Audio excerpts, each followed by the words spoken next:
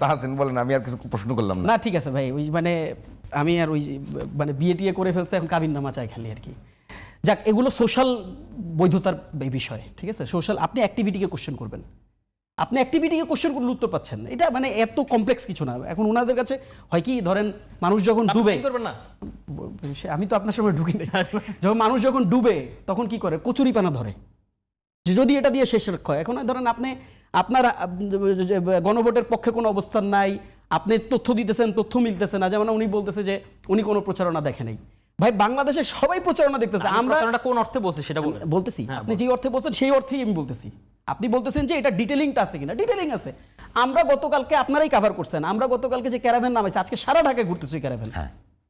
এবং same goes to others, আপনি government বলেন, জামাত বলেন, জুনায়েদ সাকি ভাইরা পর্যন্ত, মান্না ভাইরা পর্যন্ত অফিসিয়ালি স্ট্যাটাস দিয়ে তারা জানাইছে যে আজকে থেকে আমরা ইয়ার পক্ষে নামবো। কারণ ভাই বলতেছে, দেখেন খেয়াল করে, ভাই বলতেছে এখনো প্রচার প্রচারণা শুরু হয়নি বলে। সরকারের ইন্টেনশনটা বলছি, আমি বুঝছি, পারে কিনা সেটা বিএনপির প্রসঙ্গে কোনো দলের কথা বলতেছি। বিএনপির প্রসঙ্গে একটা ব্যাপার বলছেন, আমি সেটা ভেঙে দিচ্ছি।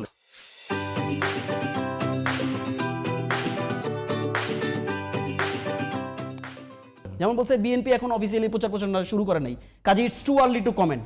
আরে ভাই, বিএনপি প্রচার প্রচারণার বাধা বিধিনিষেধ কোন পয়েন্টে? প্রার্থিতার প্রচার প্রচারণা, মার্কার প্রচার প্রচারণা, নির্বাচনের প্রচার প্রচারণায়, গণভোটের প্রচার প্রচারণা তো কোনো বিধিনিষেধ নাই।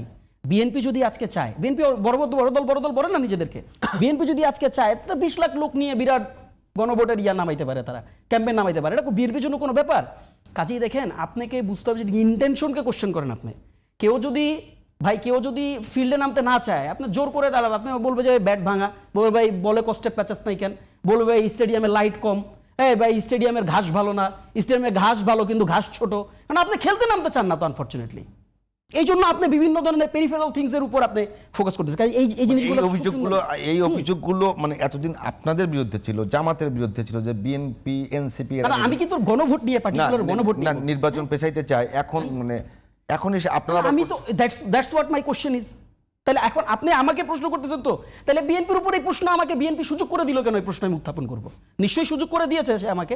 আর আরেকটা ব্যাপার আমি আপনাকে বলি, দেখেন কখনোই মানে এনসিপি, আমি জামাতের ব্যাপারে আমি বলবো না, বিকজ আমরা রিসেন্টলি রিজোর্টে গেছি, তাদের আগের অবস্থানের ব্যাপারে আমার কোনো ডিফেন্ডিং নাই।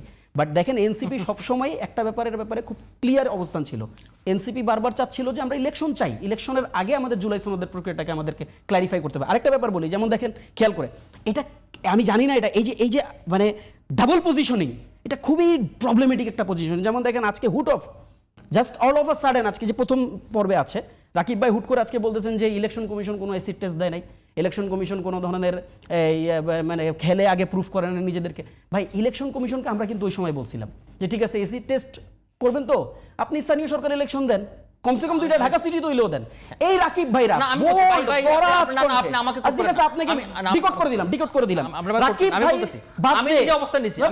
রাকিব ভাই বাদে বিএনপির গুপ্ত সুপ্ত ডিরেক্ট পোস্টধারীরা সবাই আমি একটু ক্লিয়ার, রাকিব ভাই বাদে বলে দিছি।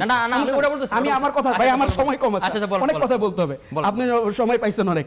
না আপনি বায়াস ধর নাই, আপনি সবাইকে সমান সময় দিচ্ছেন। কাজে দেখেন এই গুপ্ত সুপ্ত সবাই মিলে তারা স্থানীয় সরকার ইলেকশন চায় না। আরে বাবা, আপনি এখন আবার এসি টেস্টের কথা বলতেছেন। কাজে দেখেন এগুলা ডাবল পজিশনিং। আরেকটা ব্যাপার আমি আপনাকে বলি, এটা খুবই মজার। দেখেন আজকে আপনি ধরেন অনেক সময় পক্ষপাতিত্বের অভিযোগ আমরা তুলে বসি,